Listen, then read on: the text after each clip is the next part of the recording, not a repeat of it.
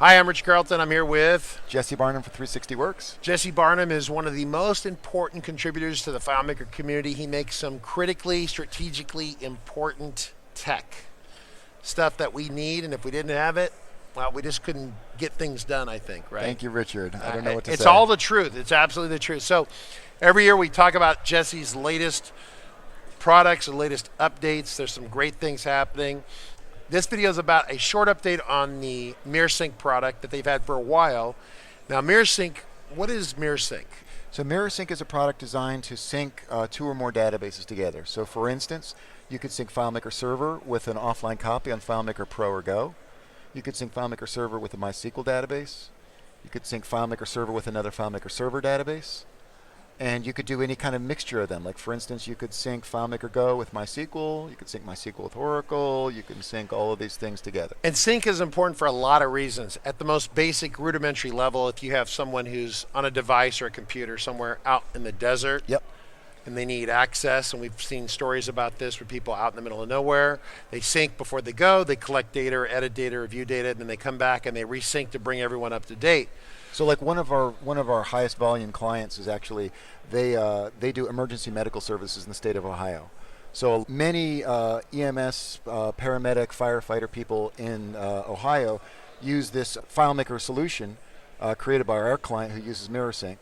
So those firefighters or ambulance drivers, when they are transporting a patient to the hospital, they're going in and out of wireless coverage. So they use an offline solution to key in all the patient's medical data.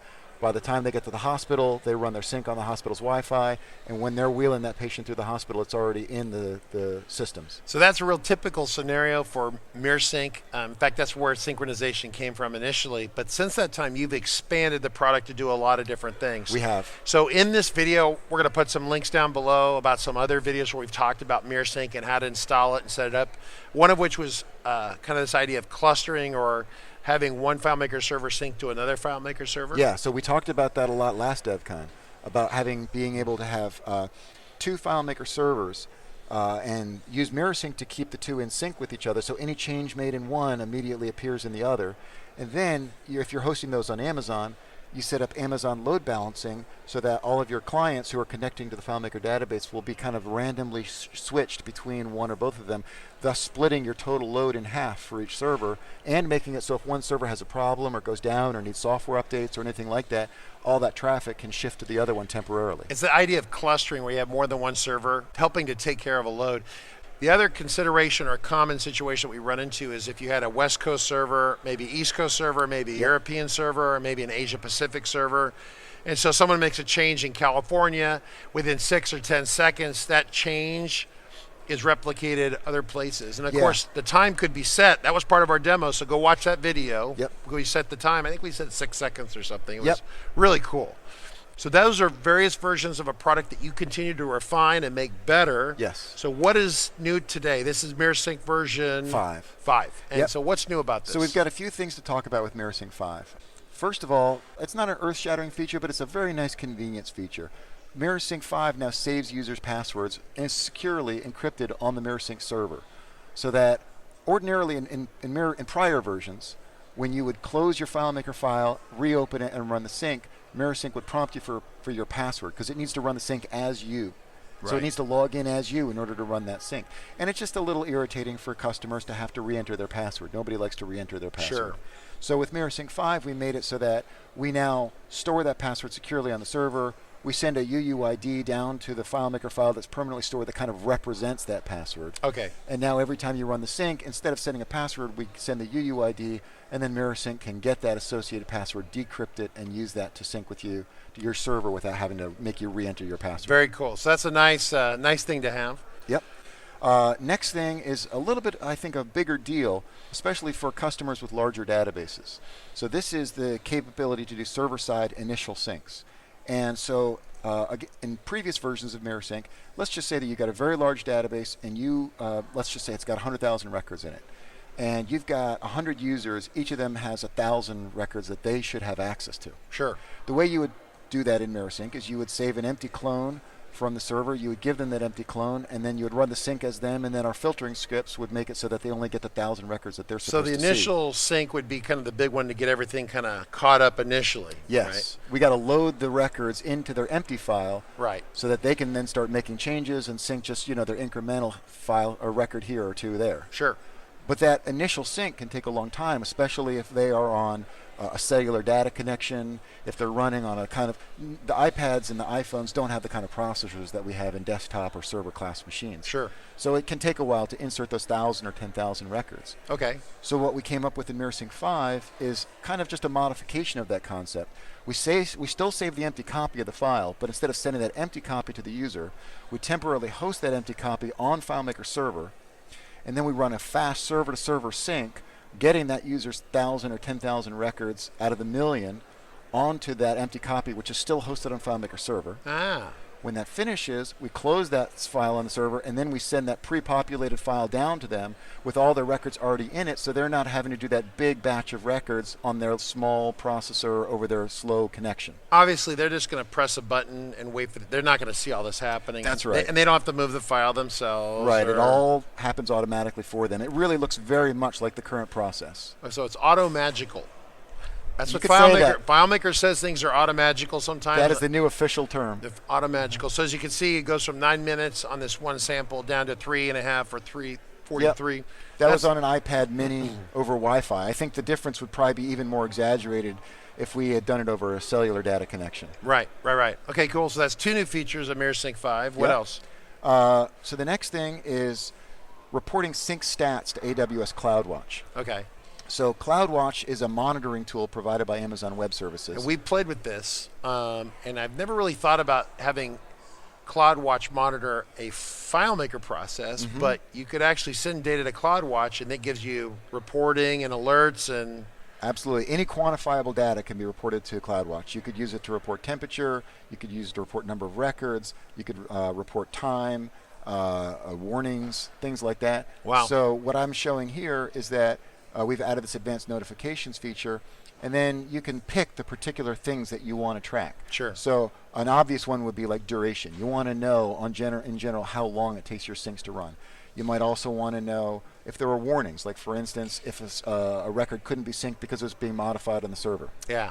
If you want to count how many inserts, updates, deletes there are, all that kind of stuff, you can pick which ones you want to do. And then you'll get nice little charts and graphs in CloudWatch like this, showing you, this is a real client doing a MySQL to FileMaker server-to-server sync. Yep. And you can see that at this particular moment, there's a really big spike in terms of updates. They updated 9,850 records in this sync, and so the sync took 134,000 milliseconds or 134 seconds, which is still pretty good, about 2 minutes to update those 9,000 records. So this is what I've come to expect from CloudWatch. Normally we're doing monitoring of a FileMaker server that's on the cloud or some sort of EC2 instance, but you actually could have an offline FileMaker file. Yep. But as long as you have internet access, you can be almost like pinging CloudWatch with data of the... Well, the CloudWatch notifications don't come from the client, they come from the server. Okay. So the client will run the sync with the server. When the sync is complete, the client says, okay, I'm done, and then on a separate thread, so it doesn't add any time to your overall sync, the MirrorSync server will send a notification to CloudWatch saying, I just finished the sync, and here's all the metrics that went with that Correct, sync. but the server could be on the LAN on your local office. Sure, right? yes, right. absolutely. And so that's what I'm saying. It's a lot of times we think about AWS, it's CloudWatch to watch AWS cloud stuff. Yeah. Okay. I see what you're saying. Yet we're watching something that's on. It can be has on nothing premises. really to do with AWS. It's our FileMaker server. This does not need to be hosted on AWS in order to use this feature. You can have a Mac Mini sitting in a closet and still use this feature. Yeah, see, that's pretty cool, right? And that, once again, as we start to shoot more and more videos, and especially talking to Jesse and some things coming up, you start to see that AWS is not just about AWS. It pervades all parts of our lives. It's almost kind of insane. So speaking of AWS, that brings me to my last point to talk about. This is what actually blew up my brain. We were talking about this before we shot the video, and I need an IV of saline and sugar. My brain has exploded. Calvin, can you help me with that? A little EMS moment here. Hey, I think there's still some chocolate over there. Yeah, I know. I got poured in. So the basic concept here, and I'm going to try to explain this for normal people that are not like Jesse, is that FileMaker through MirrorSync can synchronize data through to Amazon's DynamoDB, which is a platform. It's a database system, but it doesn't work like any database that you would know normally. Yes, it's very alien. It's very alien. It works differently. The ideas of tables are kind of a little weird and different, and fields are definitely weird and different.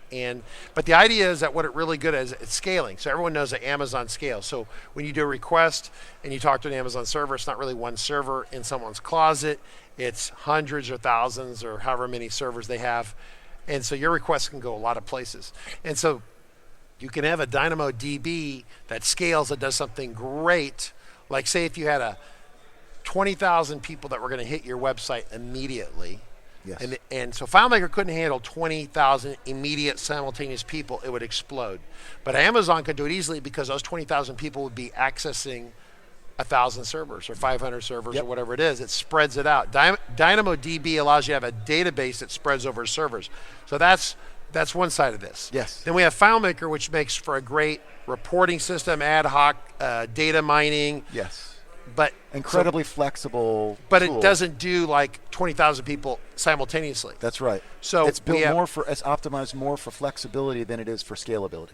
And so the trick was DynamoDB is the opposite. Right. And so the idea, of course, is then we need to sync the data, and that's what you did. That's what MirrorSync 5 adds. Is one of the key features is this ability to sync your FileMaker tables and records to DynamoDB tables.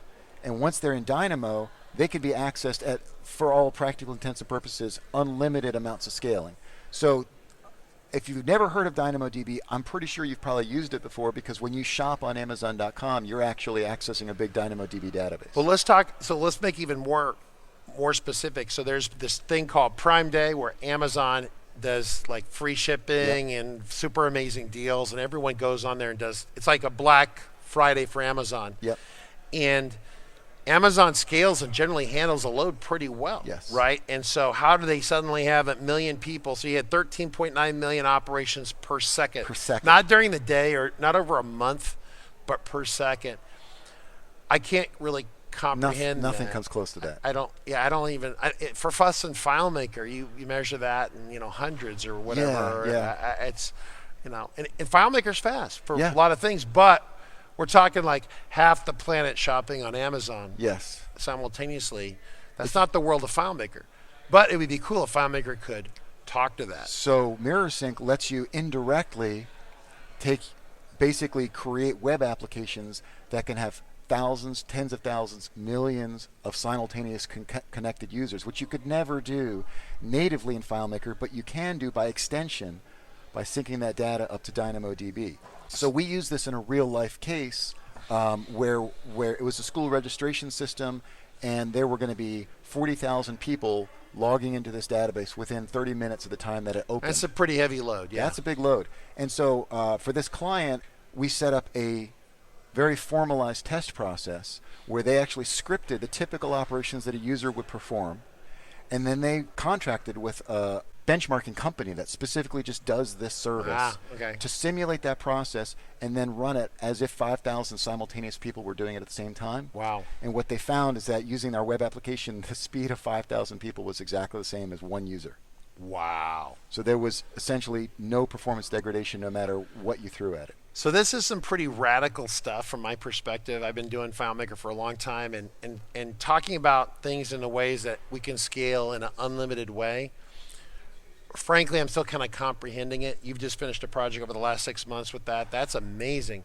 So what I want to do is say thank you, and this is awesome. Now, if I want this tech, how do I get, not so much DynamoDB, because we can go on Amazon and learn about that, but how do we get the sync tech for FileMaker? If you've already purchased MirrorSync 4, you're going to get this already for free. If you and I would highly recommend that people renew their maintenance, to get MirrorSync 6 when it eventually So let's talk comes about out. that. So Jesse's being very modest here, but he has a portfolio license which basically gets you kind of everything, right? All of Jesse. So if you want all of Jesse, then it's $1,900 thereabouts. I'm very cheap. You're very cheap. $1,900. It's the one-time purchase that, but then it's an annual maintenance fee of about 25% of that. About 25%. So, so it's a pretty good deal. I know that we use that. We use a portfolio license. I'm very glad we do because we use all sorts of 360Works products. And this one actually it hurts my head. Now, as part of the portfolio license, you get what, 10 connections or 10? Yeah, you get 10 client to server devices. So some of the server to server stuff that I'm talking about here is not part of the portfolio bundle. Okay. What you do get with the portfolio is you get all of our products, including 10 client to server devices for MirrorSync. So 10 iPhones, iPads, laptops. So if you have a deployment and you have questions about whether the portfolio license is right for you, feel free to reach out to your team. Absolutely. And they're going to find you. Infobox at 360works.com, and we will reply to that. You can also buy MirrorSync a la carte. You don't need to get the portfolio license. Okay. So you can buy individual devices. The prices range from $40 to $95 per device, depending on the quantity that you're buying them in. And the server-to-server syncs start at $1,600 per server pair, and kind of go up from there. So like a DynamoDB sync, for instance, is $1,800 for a sync between FileMaker Server and DynamoDB. Yeah, but theoretically, you just need one of those. That's right. The Dynamo is going to. That's right, and that's a one-time purchase. Yeah. And so that's, we've tried to keep our licensing very simple, especially for the server-to-server stuff. That makes sense. Well, I greatly appreciate it, Jesse. So once again, this is Richard Carlton. I'm here with Jesse Barnum, 360Works, one of the most important product developers in the FileMaker platform. Thanks a lot. Visit their website at 360works.com. Thank you, Richard. Thanks, guys.